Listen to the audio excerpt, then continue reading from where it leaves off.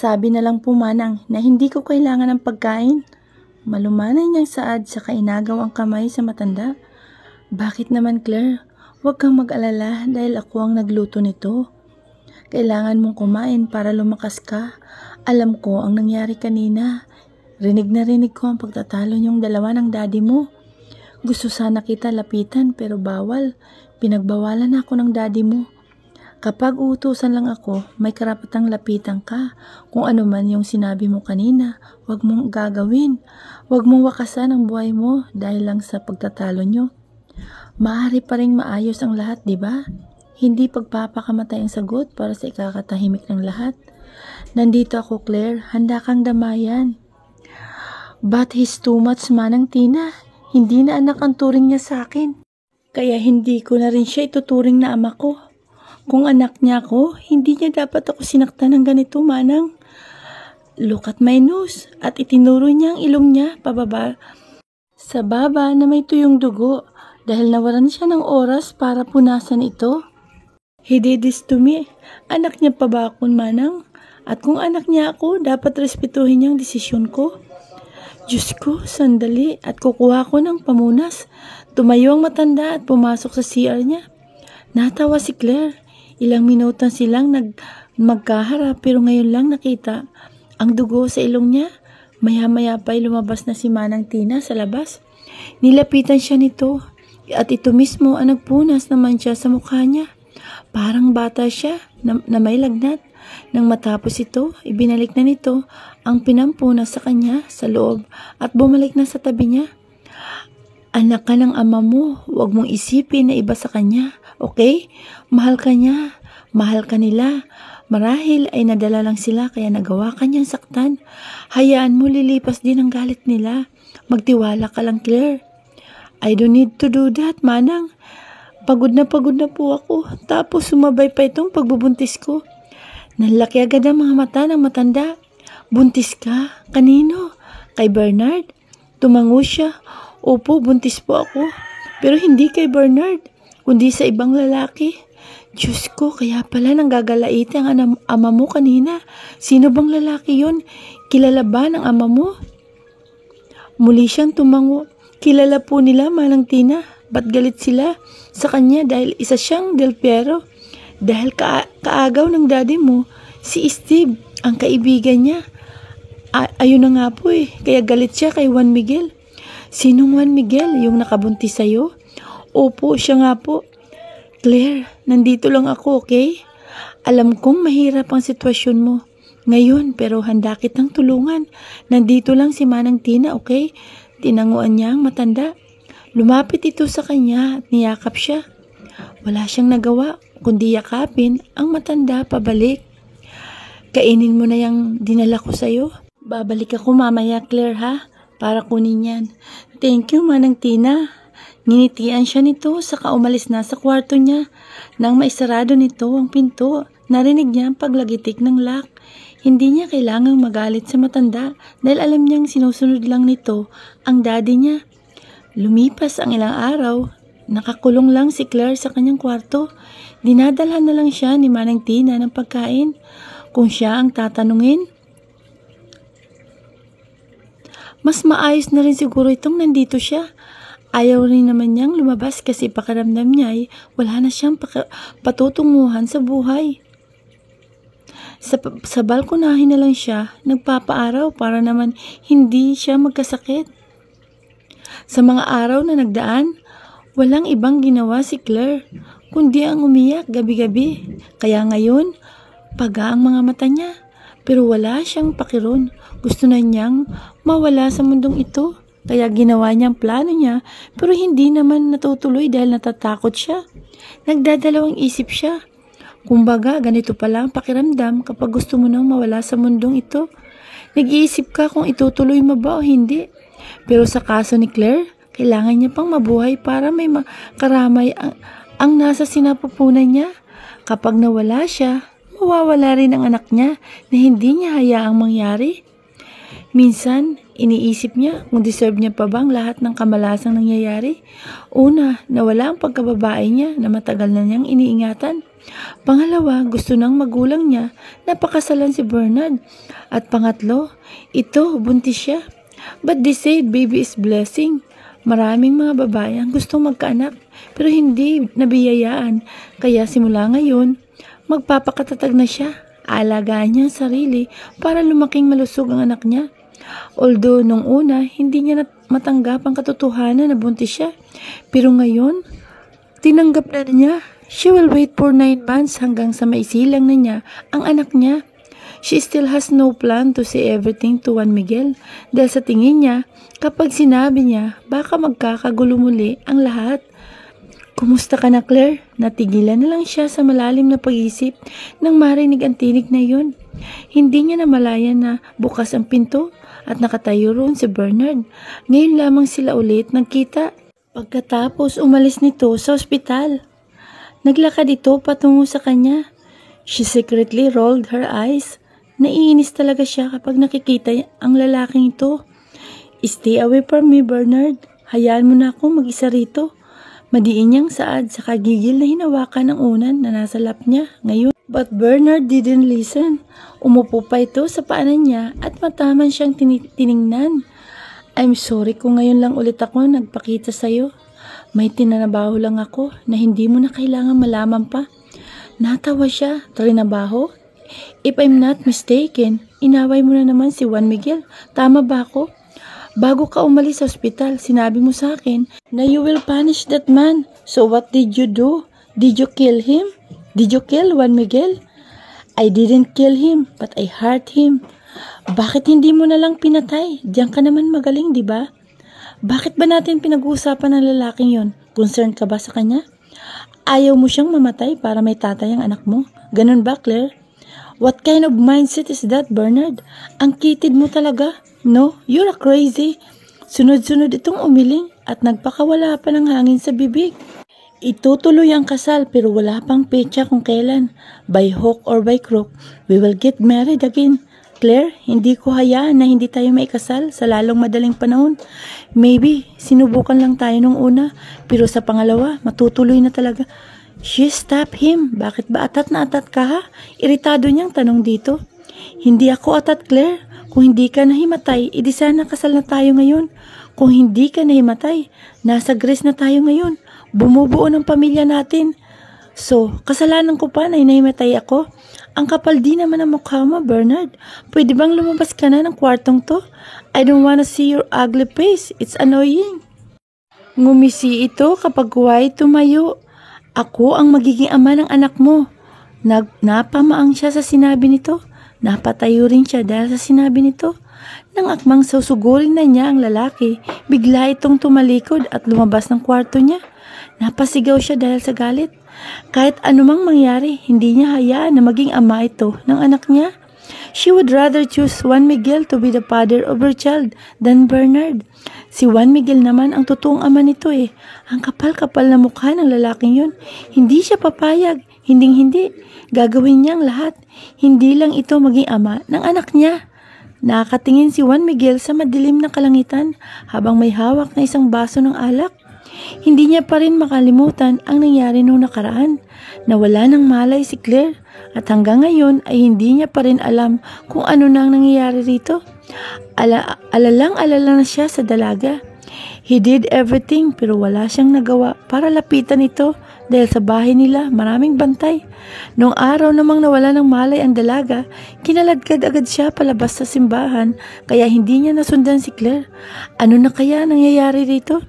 If he could teleport, nagawa na niya makita ang mahal niya. Mabuti na rin yun dahil hindi natuloy ang kasal. Sa totoo nga niyan ay ang akmang halikan na ni Bernard si Claire.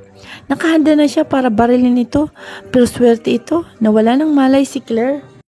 At noong araw ring yun, pinuntahan siya ni Bernard at walang awang binugbog.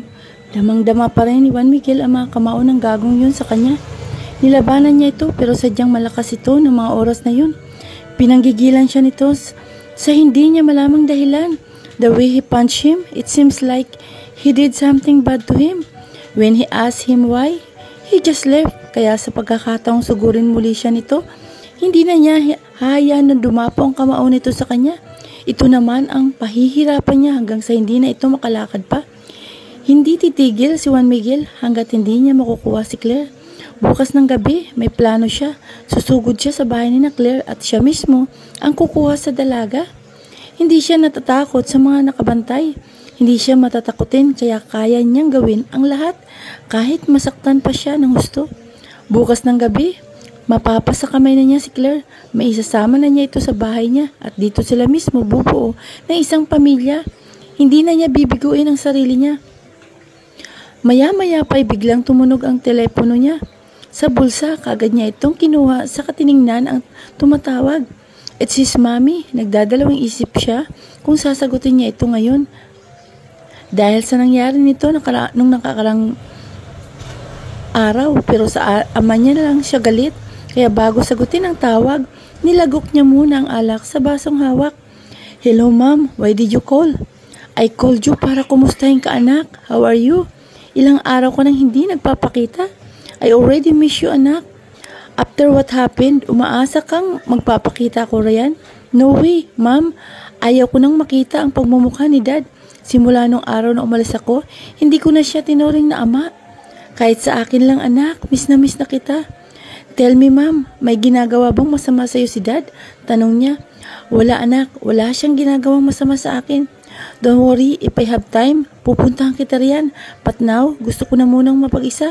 Baka kapag pumunta ako, agad diyan, mag-away na naman kami ng asawa mo. Salamat anak, mag-iingat ka kung nasaan ka man ngayon ha. Ayusin mo ang buhay mo. I will ma'am, I love you. I love you too anak. Tugon ito. Hindi na siya umimik, pinatay na lang niyang tawag. Napabuga siya ng malalim sa kadinako ang kama. Inihagis niya ang cellphone sa unan, saka ipinatong sa mini cabinet ang hawak na baso. Naglakad siya patungo sa banyo at pumasok doon. Hinubad niya ang lahat ng suot. Saka po, pumailalim sa shower. Habang abala sa paliligo, nararamdaman niyang bigla na lang tumayo ang ari niya. Sinapo niya yun at pinaligaya ang sarili gamit ang kamay. Sa totoo lang, he miss fucking women, pero pinipigilan niya ang sarili. Alang-alang sa mahal niyang si Claire. Ang gusto niya ito na lang huling babaeng makakasiping niya sa buong buhay niya. Matapos paligayahin ang sarili, nagpatuloy na siya sa paliligo.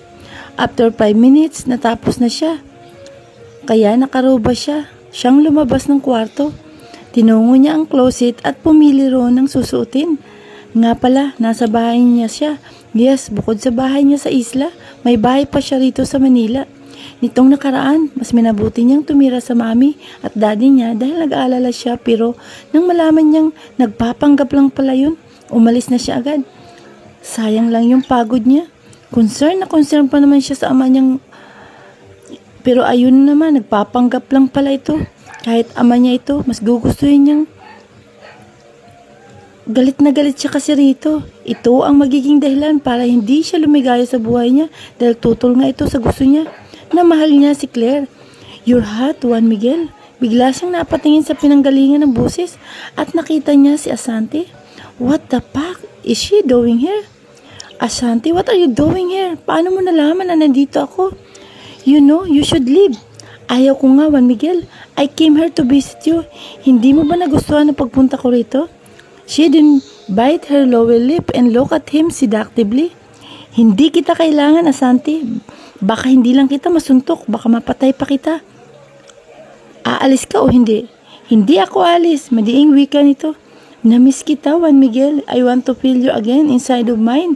I want to feel you. Don't you like it, ha? I could give the pleasure one. Just let me know. Minisiyan niya ang babae. Umalis ka na, Asante. Huwag mo akong galitin. Ngayon, wala akong oras na makipag-usap sa'yo. Leave. Just leave. Mahirap bang gawin yun, ha? Kapag sinabi kong hindi ako alis, hindi ako alis. Bigla itong lumuhod at gano'n na lang. Ang panlalaki ng mga mata ng sapuin nito, ang pagkalalaki niya. Huli na para maiwaksi ang kamay nito dahil bigla nitong pinasok sa bibig ang pagkalalaki niyang nagsisimula lang umigting. Mahinang napaungol si Juan Miguel. Hindi niya nagawang patigilin ang babae dahil mabilis na dumaloy sa katawan niya ang init. Parang nawala siya sa sarili ng mga sandaling yun. He let Asantis eat his mad deck. Lalo pa siyang napaungol nang pati ang itlog niya ay kinain ito. Dahil sa kakaibang nararamdaman, hinubad niya ang roba niya. Kapag kuhay itinayo si Asante, sinunggaban niya ito ng mapusok na halik. Naglaban ang dila nilang dalawa habang naglalakad patungo sa kama. Nang parehas kapusin ng hangin, humiwalay sila. Sakto namang nakarating na sila sa kama. Tinulak niya roon si Asante at gigil na kinabubawan. "Fuck you, Asante, you're slut." He kissed her lips again. From that moment, sinalo nila ang init ng isa't isa. Puro ungol ang namumutawi sa kanilang mga bibig. Nakalimutan na niya ang sinabi sa sarili na si Claire lang ang huling babaeng makakasiping niya. He broke his own promise, pero ngayon, wala siyang nararamdamang pagsisisi habang pinapaligay ang sarili at ang babaeng hayok na nakahiga sa kama. Samantalang, 2 weeks before the wedding, hindi maipinta ang ngiti sa mukha ni Bernard habang nagmamaniho siya ng sasakyan pauwi sa bahay nila ng mami niya. Malapit na silang ikasal ng mahal niyang babae. He can't believe na darating siya sa sitwasyong ito. Nagsimula lang ang lahat ng pagkahumaling niya sa dalaga hanggang sa umabot na rito na he will marry Claire and he won't allow anyone to touch her dahil ang gusto niya, siya lang ang lalaking hahawak dito. He may be called possessive, but that possessiveness is quite different.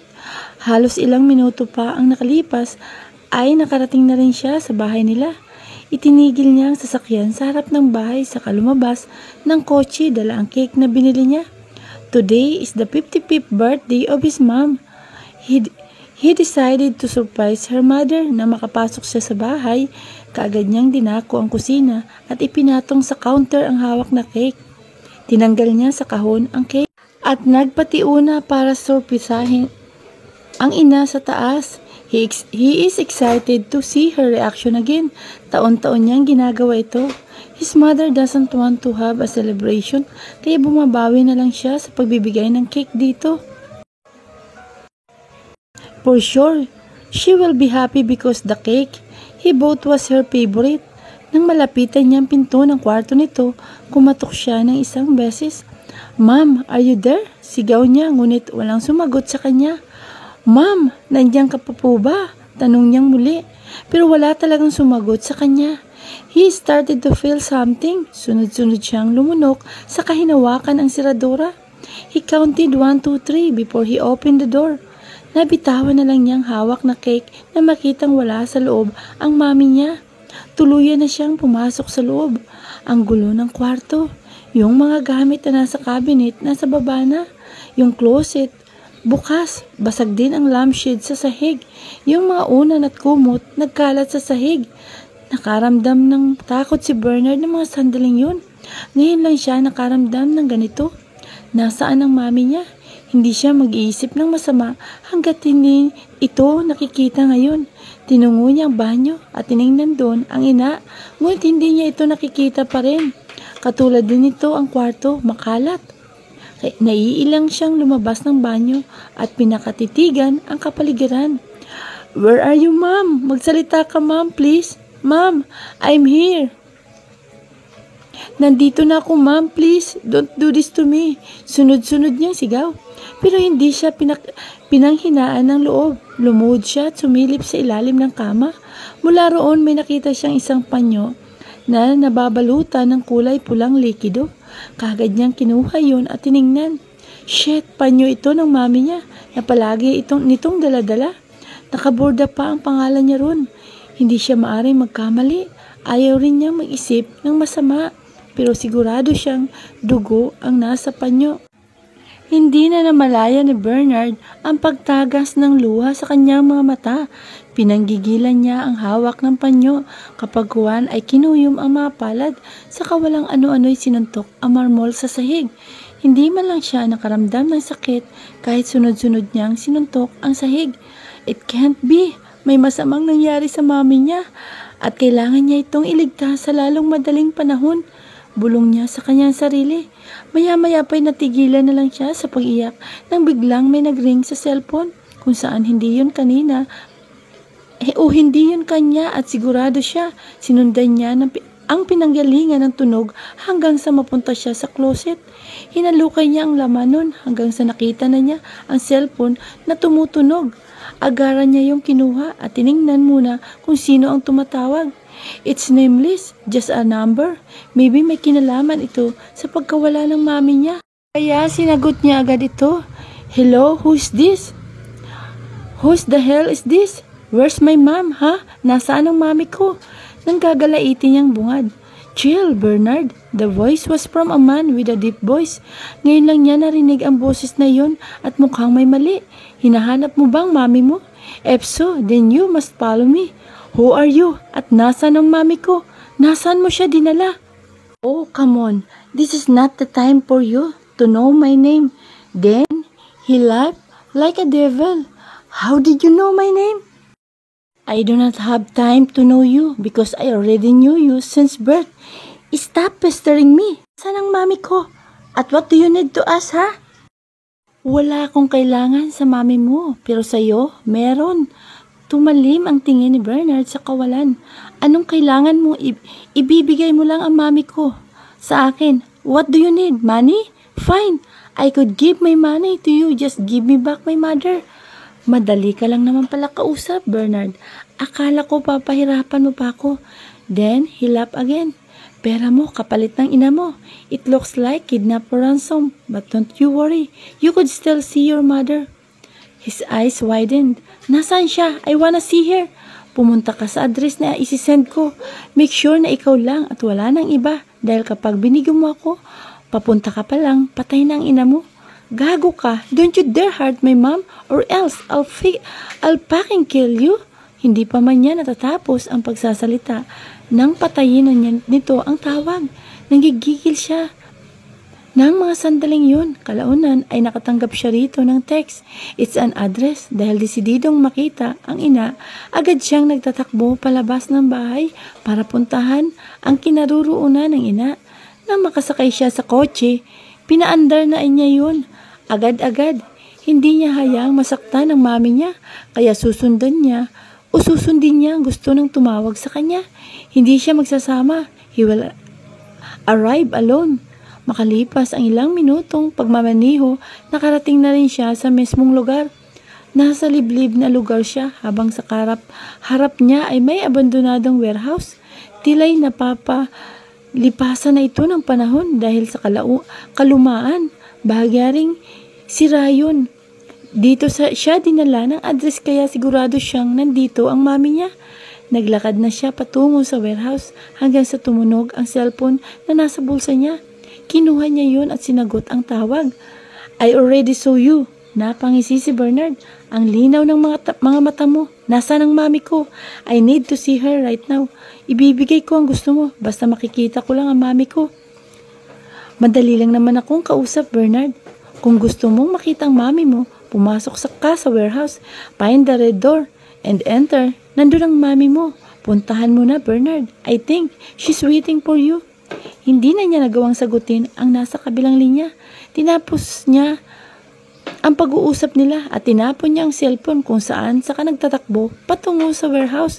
Dahil medyo malayo, halos 1 minuto, siyang tumakbo bago nakarating. Tinulak niya ang malaking gate at naglaglagan sa kanya ang maraming alikabok na nabuo na sa tagal ng panahon. Pinagpagan niya ang sarili sa katuluyan ng pumasok sa loob. Maliwanag ang buong kalooban dahil sa malaking sira sa bubong. Halos kalahating ay sira. Hinanap niya ang kulay pulang pinto at nang makita, agad niyang iyong tinakbo. He can't wait to see his mother. Nag-aalala na siya rito. Hindi nila alam, mahal na mahal niya ang mami niya at handa siyang ibigay ang lahat ng yaman niya para lang dito. Nang makarating sa harap ng kulay pulang pinto, binuksan niya yun. Kinailangan niya pa ng malakas na puwersa bago niya nabuksan at mula sa loob, nakita niya ang mami niya. Nakahiga ito sa maruming sahig habang may kadena ang mga paa, kamay at naawa siya na makitang may nakakabit sa liig nito. Dahan-dahang nilapitan ni Bernard ang ina para gisingin ito. Shit, it can't be. Hindi niya dapat nararanasan to. Mom, Ma'am, I'm here. Inalog niya ang katawan nito at hindi siya tumigil hanggat hindi ito nagigising. Makalipas ang ilang segundo, nagmulat ito ng mga mata. Bernard, anong ginagawa mo rito? Ma'am, mangyak-ngyak niyang sabi sa kaniyakap ito ng mahigpit. Ilang minutong nagtagal ang yakapan nila bago siya humiwalay dito. Who did this to you, ma'am? Tell me. Hindi ka na sana pumunta rito, anak. Pinabayaan mo na lang sana ako rito. No, ma'am, no. Hindi kita hayaang mag-isa rito. Hindi ba't pinangako ko? Nakakausapin mo pa si Claire, di ba? Makakausap mo pa siya, ma'am. Who did this to you, ha? Tell me, ma'am. Tell me, please. I'm scared, anak. Hindi ko alam kung sino ang gumawa nito sa akin. I was just sleeping. Then, when I woke up, I'm already here. Don't worry, makakaalis ka rin dito. Natigilan na lang siya nang biglang sumara ang pinto. Sabay pa silang napatingin dun. Tumayo siya sa kinaupuan sa kanilapitan ang kinaroroonan ng pinto. He tried to open it pero ayaw magbukas. Parang may naglock sa loob again. He tried his best just to open the door but he can't. Natigilan na lang siya nang may tumunog na isang kanta. Hinanap niya ang pinanggalingan nun ay mula